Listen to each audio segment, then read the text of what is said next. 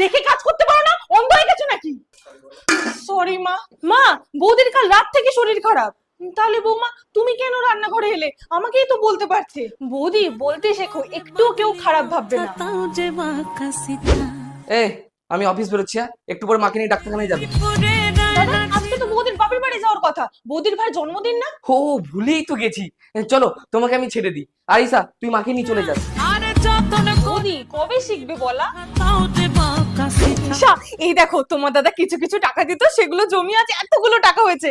আমার একটা শখ পূরণ করব, কানের দুল নেব। ওমা, কিছু টাকা হবে, মাসি লাগবে।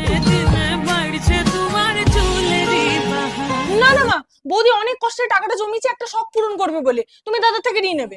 হ্যাঁ ঠিক আছে, ঠিক আছে। বৌদি না বলতেও শেখো, কেউ খারাপ ভাববে না।